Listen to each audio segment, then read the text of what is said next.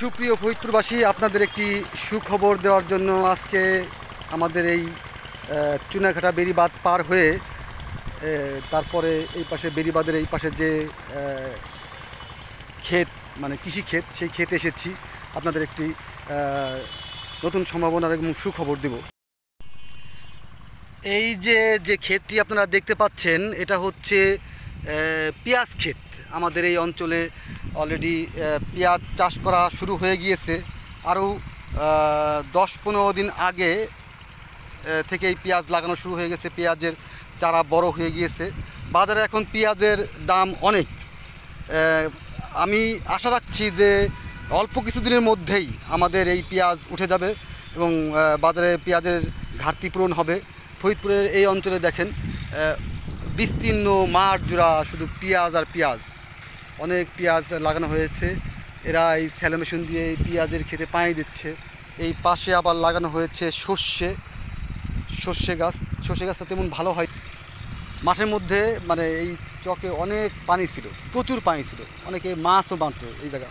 তো ওই পাশ দিয়েই ওই যে খাল বয়ে গেছে, সেই খালের পাশেই এই জমি।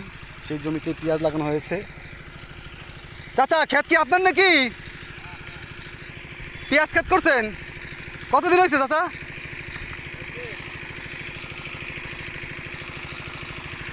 চাচা কাজে ব্যস্ত, পেঁয়াজ ক্ষেতের মধ্যে পেঁয়াজ ক্ষেত করছে। এই পানি দিচ্ছে পেঁয়াজ ক্ষেতে ওই সামনে। এবং গ্রাম অঞ্চল আসলে দেখার মতন।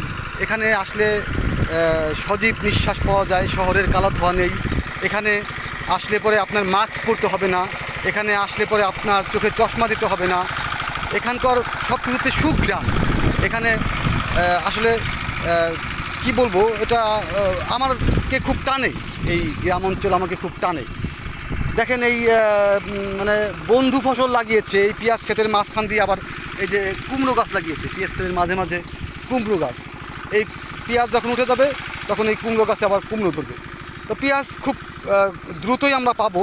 এই দেখেন নিচে আপনাদের দেখাই, ওই দেখেন পেঁয়াজ চলে এসেছে। এই পেঁয়াজগুলো আর কিছুদিনের মধ্যে বড় হলেই পেঁয়াজগুলো বাজারে বিক্রি করতে পারবে। আমাদের বাজারে এখন পেঁয়াজের সংকট। পেঁয়াজের প্রচুর দাম।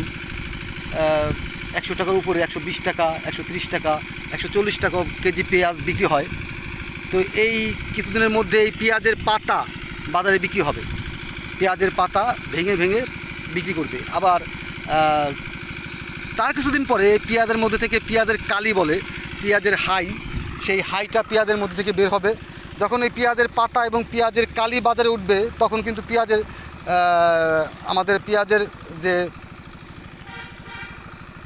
স্বল্পতা, মানে পেঁয়াজের যে ব্যবহার, এটা আমরা কিছুটা পূরণ করতে পারবো। যেমন মনে করেন যে পেঁয়াজের হাই, পেঁয়াজের কালি দিয়ে তরকারি রান্না করলে সেই তরকারিতে মানে পেঁয়াজ কম দিলেও চলে, ঠিক আছে?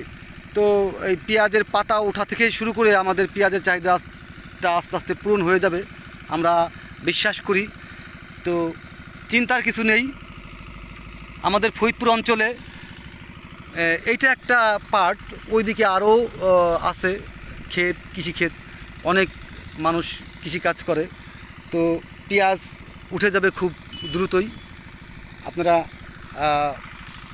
খুব দ্রুতই পেঁয়াজ পেয়ে যাবেন এই অঞ্চলের। রসুনও পেয়ে যাবেন। এইখানে অবশ্য রসুনের ক্ষেত নেই। ওই সামনে একটা জায়গা আছে, নাম হলো সোনের ট্যাক। হ্যাঁ, সোনের ট্যাক। ওই অঞ্চলে রসুন পেঁয়াজ সবই লাগায়। কিন্তু এই অঞ্চলে দেখতেছি শুধু পেঁয়াজ লাগাইছে। এবং এই সামনে এটা হলো ভুট্টা ক্ষেত। এই যে ভুট্টার গাছ লাগাইছে, ভুট্টা চাষ করতেছে। এটা ভুট্টা,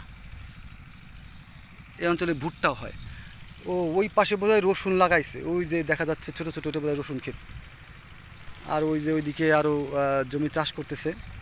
তো যাই হোক, পেঁয়াজ দেখেন, এই যে পেঁয়াজ নিচে অলরেডি চলে এসেছে নতুন পেঁয়াজ।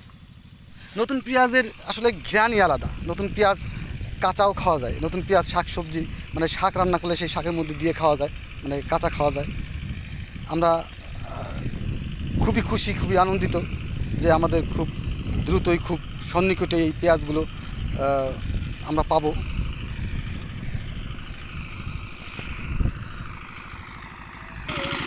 মানুষের আসলে পেঁয়াজ কিনে খাওয়াটা আসলে কষ্টই হয়ে গেছে।